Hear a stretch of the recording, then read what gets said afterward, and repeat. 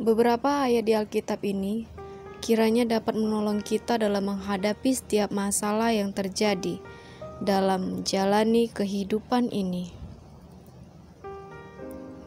Diharapkan kita dapat merespon dan menghadapi setiap masalah dengan lebih mudah, membuat kita tidak menjadi stres ataupun tertekan, sehingga kita bisa menjadi terlihat awet muda. Dalam menjalani kehidupan ini, pastinya setiap orang tidak akan terlepas dari masalah. Sebab hidup ini memang adalah masalah. Namun hadapilah segala masalah dengan santai dan tenang. Dalam 1 Korintus 10 ayat 13, pencobaan-pencobaan yang kamu alami ialah pencobaan-pencobaan biasa yang tidak melebihi kekuatan manusia, sebab Allah setia dan karena itu Ia tidak akan membiarkan kamu dicobai melampaui kekuatanmu. Pada waktu kamu dicobai, Ia akan memberikan kepadamu jalan keluar, sehingga kamu dapat menanggungnya.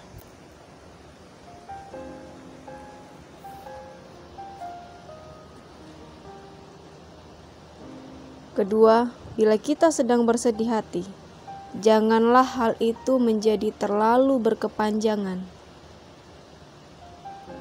Dalam Nehemia 8 ayat 10, lalu berkatalah ia kepada mereka, pergilah kamu, makanlah sedap-sedapan, dan minumlah minuman manis, dan kirimlah sebagian kepada mereka yang tidak sedia apa-apa, karena hari ini adalah kudus bagi Tuhan kita.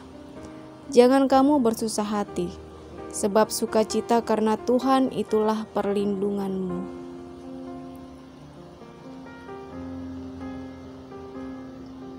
Dalam Roma 12 ayat 12, bersukacitalah dalam pengharapan, sabarlah dalam kesesakan, dan bertekunlah dalam doa.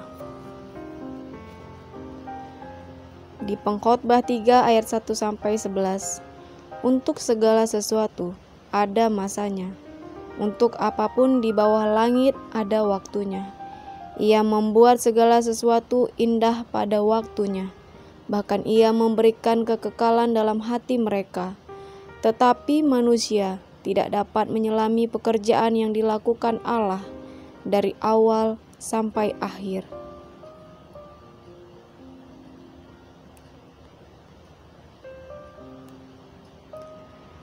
Ketiga, aktiflah dalam kerja dan pelayanan. Dalam Roma 12 ayat 1, karena itu saudara-saudara, demikian kemurahan Allah, aku manisatin kamu, supaya kamu mempersembahkan tubuhmu sebagai persembahan yang hidup, yang kudus, dan yang berkenan kepada Allah. Itu adalah ibadahmu yang sejati.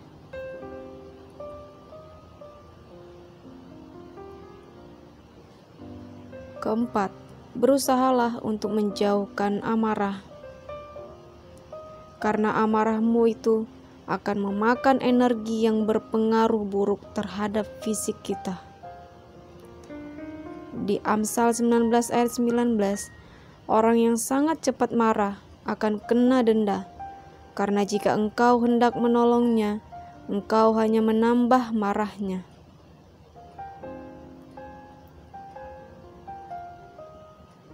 Kelima, kalau segala sesuatu bisa diselesaikan dengan ketenangan, mengapa juga harus memilih menyelesaikan masalah dengan cara ketegangan?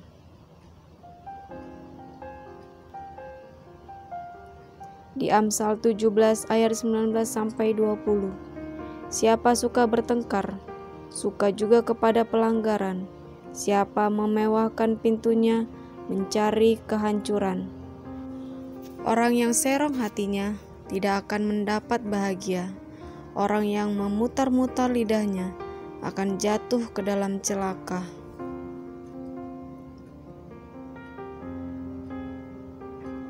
Keenam, memiliki sifat dengki dan iri hati itu dapat berpengaruh buruk terhadap peredaran darah dan jantung. Di Mazmur 37 ayat 1 dari Daud.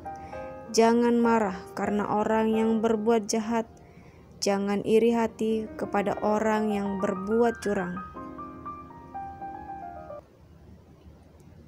Ketujuh, cara menghadapi orang yang sedang marah adalah dengan sikap tenang dan ucapannya jangan memasukkan dalam hati.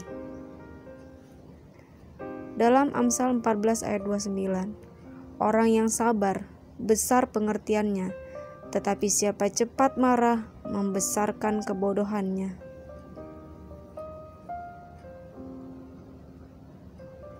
Kedelapan, jangan memperdulikan hal-hal yang dilakukan oleh orang lain, tetapi bereaksilah dengan benar. Di Roma 12 ayat 17 sampai 21, janganlah membalas kejahatan dengan kejahatan. Lakukanlah apa yang baik bagi semua orang. Sedapat-dapatnya kalau hal itu bergantung padamu, hiduplah dalam perdamaian dengan semua orang.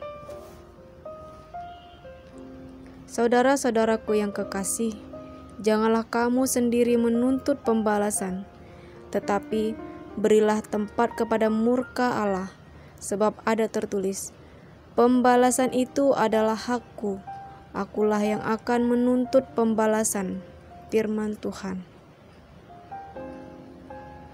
Tetapi jika seterumu lapar, berilah dia makan, jika ia haus, berilah dia minum, dan berbuat demikian kamu menumpukan bara api di atas kepalanya.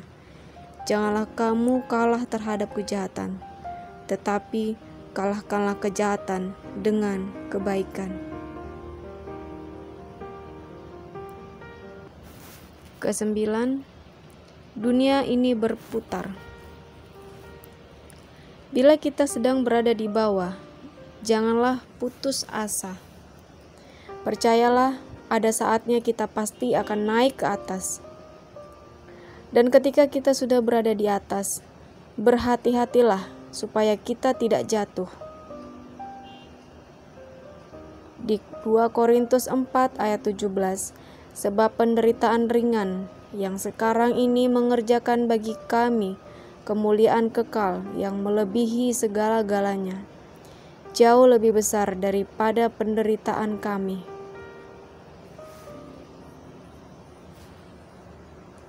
Kesepuluh, hadapilah penderitaan dengan percaya kepada Tuhan.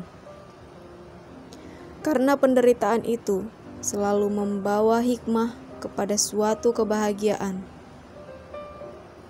Dalam Kejadian 50 ayat 20, memang kamu telah mereka-rekakan yang jahat terhadap aku, tetapi Allah telah mereka-rekakan untuk kebaikan, dengan maksud melakukan seperti yang terjadi sekarang ini, yakni memelihara hidup suatu bangsa yang besar. Kesebelas, jagalah fisik kita dengan berolahraga dan memakan makanan sehat, serta tetaplah beribadah. Di 1 Timotius 4 ayat 8, latihan badani terbatas gunanya, tetapi ibadah itu berguna dalam segala hal, karena mengandung janji, baik untuk hidup ini maupun untuk hidup yang akan datang.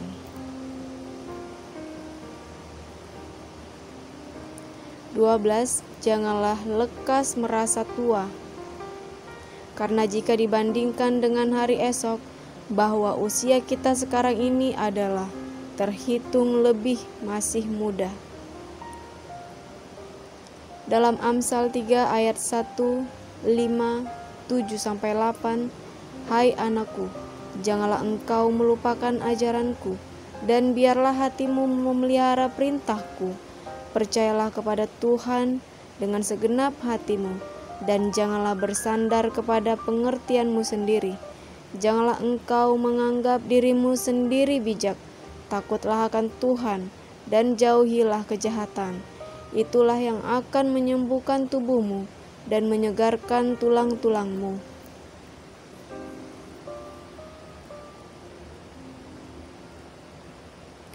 Itulah beberapa kiat supaya kita dapat awet muda yang disertai dengan ayat-ayat Alkitab.